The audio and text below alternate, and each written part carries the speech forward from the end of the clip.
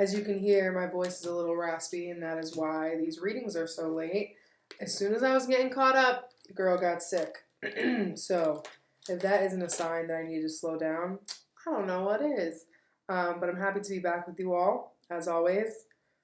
We're gonna put that over there. So, first out the deck, we have the Devil and the Star.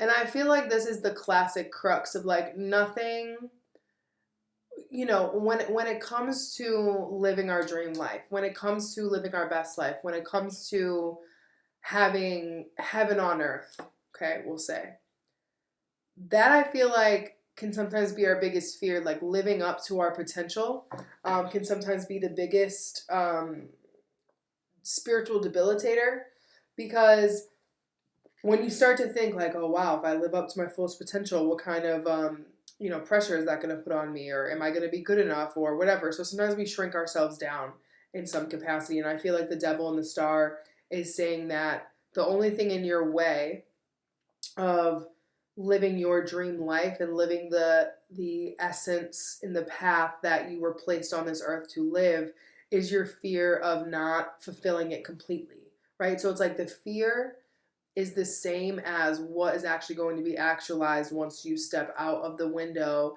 of what if, okay? And then we have our fave cards, Five of Cups and the Five of Swords. And I feel like this is saying, one, if the past is where you left it, that is exactly the sign you need to know that you don't need that in your life, right? If you can go back to a past person, situation, place, and everything is exactly where you left it, that is the indicator that you don't need that in your space. So the Five of Cups with the Five of Swords, I feel like is saying that if you're trying to reconcile past connections, past identifications with certain labels, the way things have played out in the past, right? Anything that is related to not being 100% present in what is unfolding right now. You can't find answers in time that has already passed and time that is already spent, because the Five of Swords is there is no clear-cut response and clear-cut answer that's going to make you feel better either. I feel like it's important to know that sometimes things just are, and the desire to know why can sometimes prolong this unnecessary level of torture. And I feel like that's what this is about too, because the Star wants us to have faith. The Star wants us to believe in something that's bigger. And it also requires those two pitchers being poured out. So there's a need to empty. And you can't empty yourself and give and surrender over to a higher power if you're holding on to all that has been lost, or trying to fill yourself up with scraps, really, right? So this is about making space for the elite, I feel. Then we have this calamity over here, and I'm just going to touch on this very briefly. So the High Priestess flipped, and then the Knight of Swords wanted to flip out, but it flew off the table, and then these three came out with it. So I feel like this month there's going to be a quickening in your intuitive body, okay?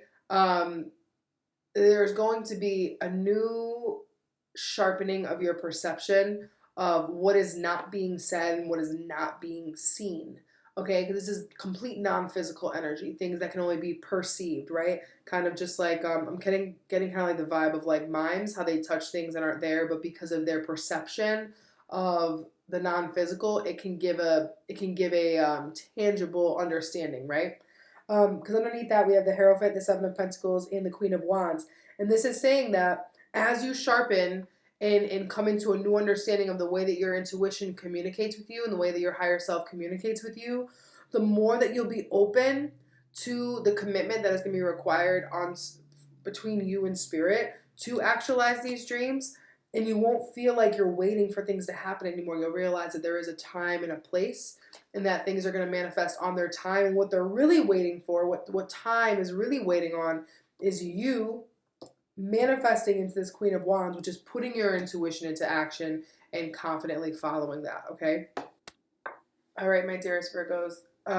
Just as a quick reminder, I am currently on hiatus from private readings, and actually we're going to talk about in our spread this month why, because the message is here and it's going to apply to all of you in the way that it needs to. But I did release a poetry book, and it's an ebook that you can instantly download. The link is in the description box. It's on my website. Check it out. Your girl got some poems in her. Anyways, I am using the Magdalene Oracle, okay, as a additional confirmation message, and this deck is really special to me because in the most non-Christian sense, Mary Magdalene is a very powerful energy, and I would be lying if I said anything less than she literally follows me everywhere. So the overall message from her deck is the Messenger, okay? And there's something about duality with this card, the way that it's colored, and I feel like sometimes we may feel like we're hot on the trail with a message, and other times it may seem like we are cold, right? The wings on this card are blue and the body is red. And it's like, just because there may be no movement, right, doesn't mean that we're not getting the word. Doesn't mean that we're not getting the message. And also, even if you're getting the message, just because it's not ready to create movement in your life or create movement in others' life does not mean that it's not time. I feel like the message overall this month is that stillness will deliver you the clarity that you deserve and that you desire. Actually, at the bottom of the deck is Sacred Sexuality, which came out in the eclipse reading, okay, for the collective. And this has been a huge message, I think, for months, at least for the people that follow me and resonate with my, path. The overall message from the tarot and the theme is the King of Pentacles.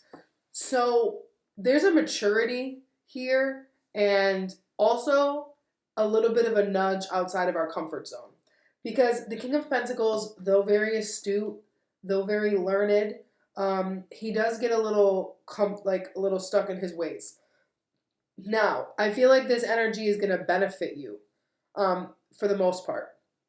Because I also feel like if you have been looking for the reassurance that your finances are fine regardless of what's going on, the answer is yes, they are fine.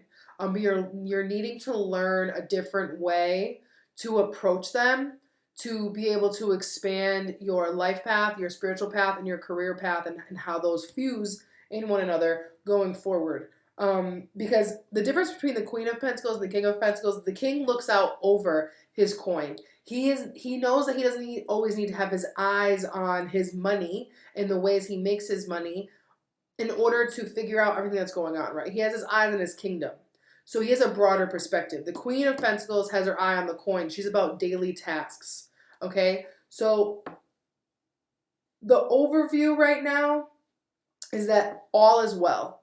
And you'll never be able to create new income streams or new ways of approaching your the way that your spiritual life connects to your physical life until you understand that the broad perspective is fine and that it's safe to also look at the minute details.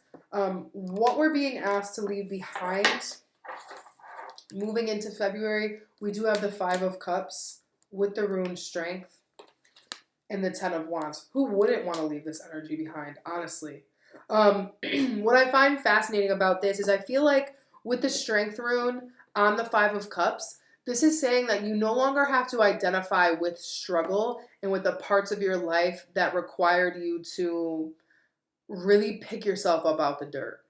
That's not to say that you didn't learn anything from those times, and not to say that those times didn't change you for the better and help you grow.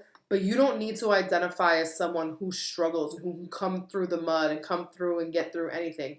Yes, the lotus flower does bloom through some nasty mud, and it makes it beautiful, but now you are the lotus. You don't need to continue to talk about what it was like to be thick into strife, because the strife will not be worth it unless you transmute it and turn it into something that, you have to flip it on its head. That's the only way I know how to say it right now. You need to flip it on its head. So it's not that you didn't go through that, but you don't need to bring up that part of the story anymore. Because the Ten of Wands is also a lot of burdens, a lot of responsibilities.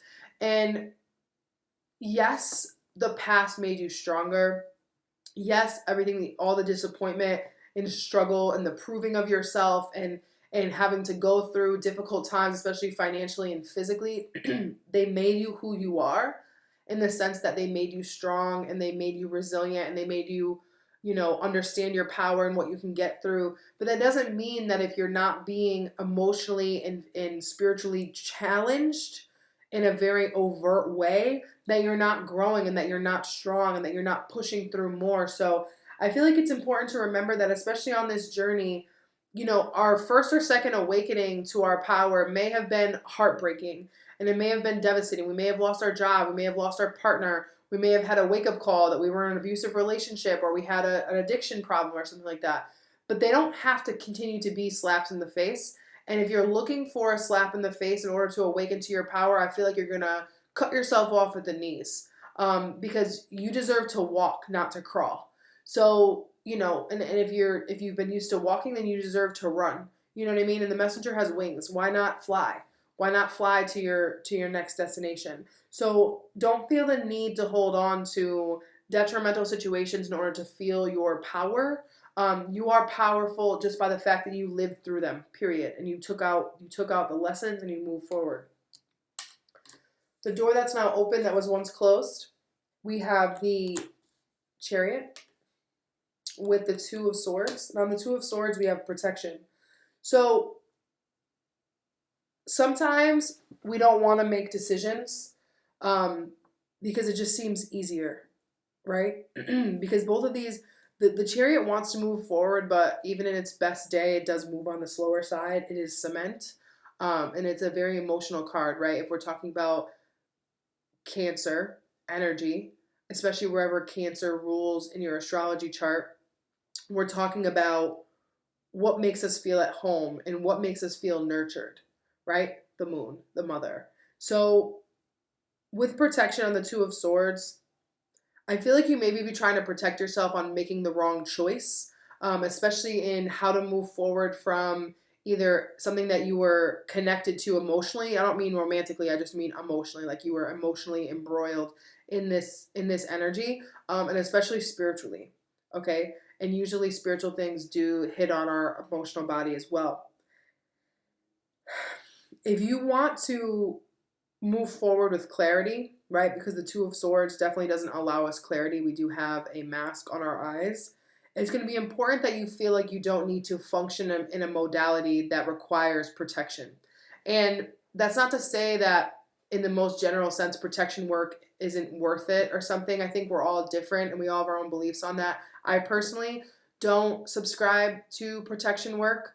And there's reasons why, and if you do, there's nothing wrong with that. But this is also talking about a different kind of protection. I feel like this is protecting yourself from life and protecting yourself from making the wrong choice. Oh my gosh.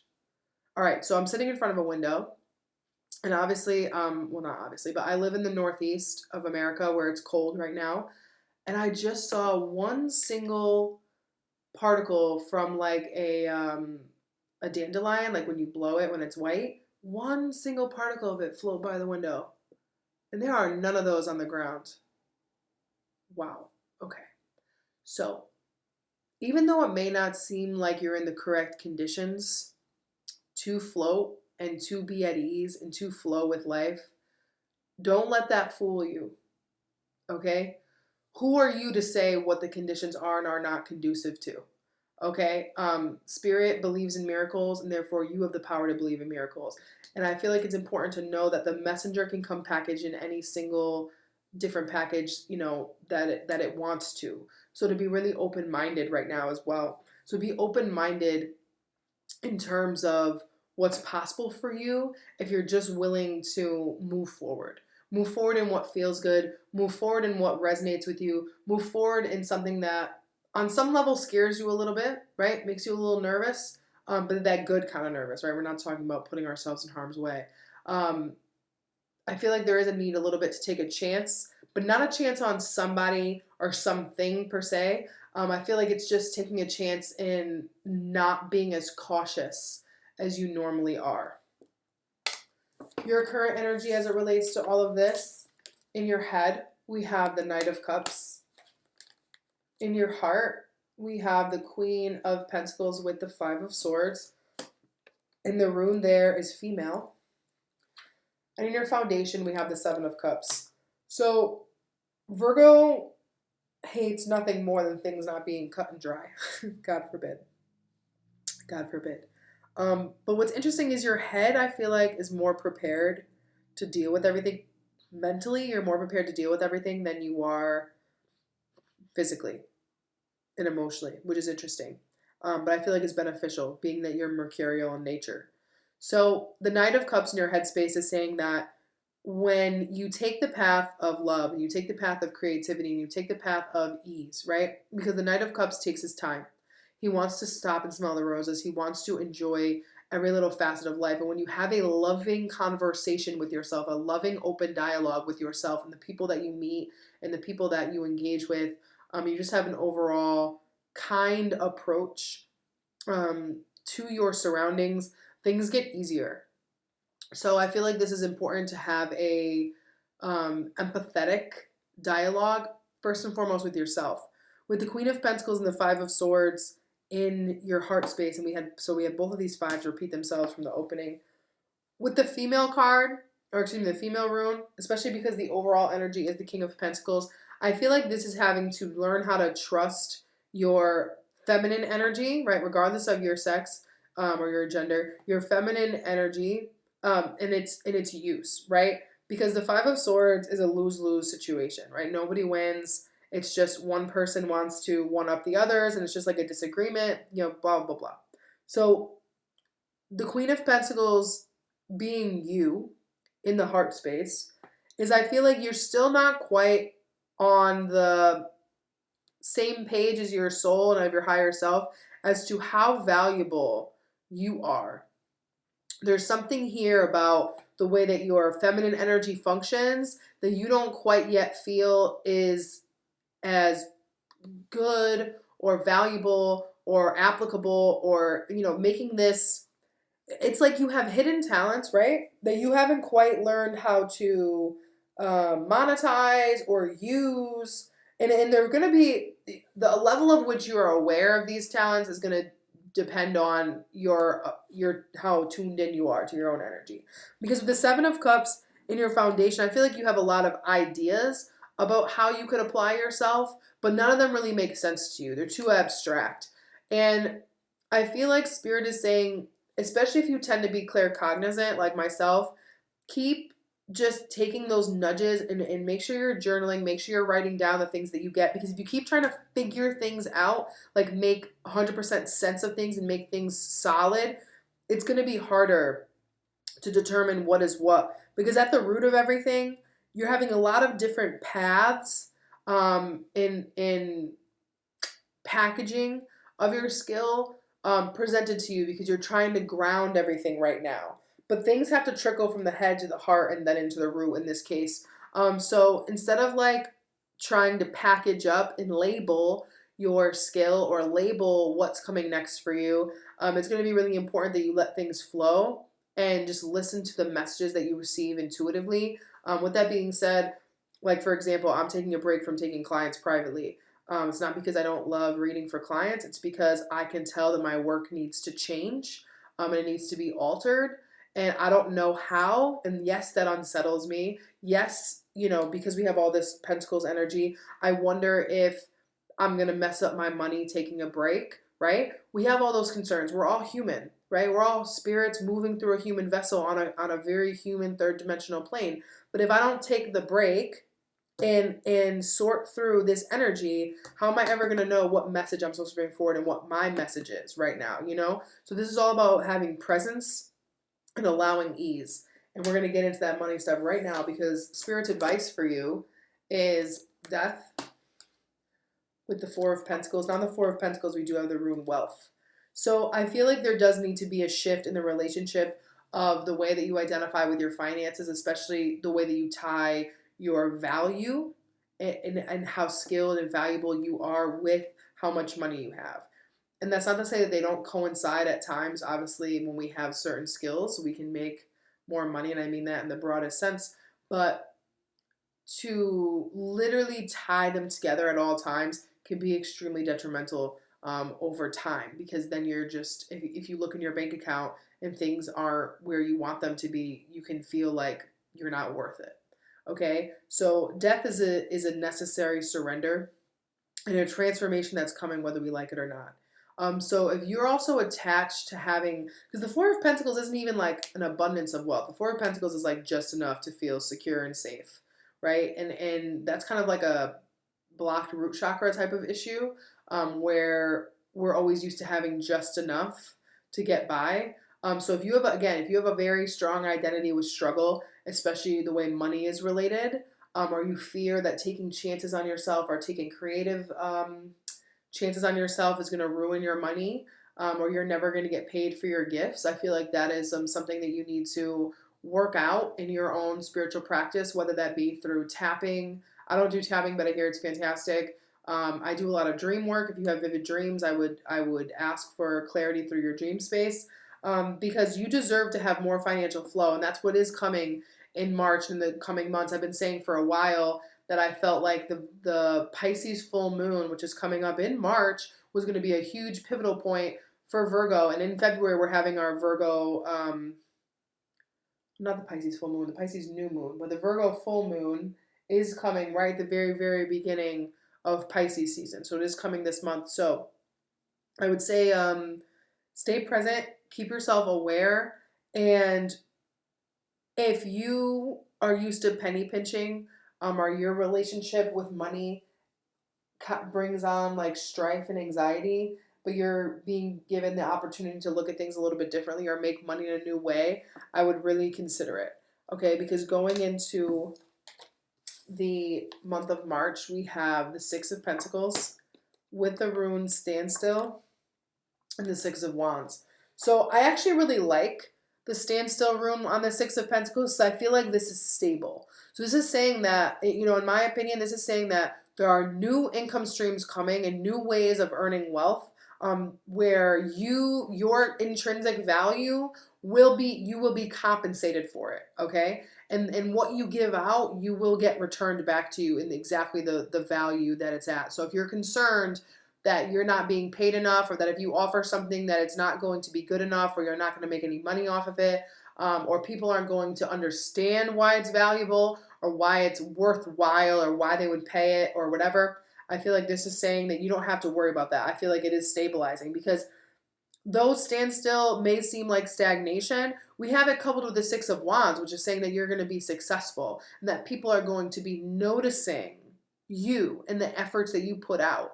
So the more that you have a confident attitude about what you offer and about who you are and about what you've been through and what you stand for, the more that you're going to stabilize that give and take. The more that you're going to stabilize that boundary of like, here I am, this is what I'm worth, here's your invoice. Or, you know, and it could be an energetic invoice. Like, you may be finally healing from imbalanced partnerships and imbalanced friendships, and finally getting what you're worth and what you deserve out of connections. Because the Six of Pentacles is about getting your due, right? And making sure that, you know, all is well and all is reciprocal. And the Six of Wands is saying too that I feel like the more that you present yourself and present your talents, the more that people are going to be like lining up to pay you or lining up to show you how valuable you are. All right, Virgo, hope that was helpful. Thank you again for your patience. And mid-month readings can be purchased below if you're interested. All right, peace.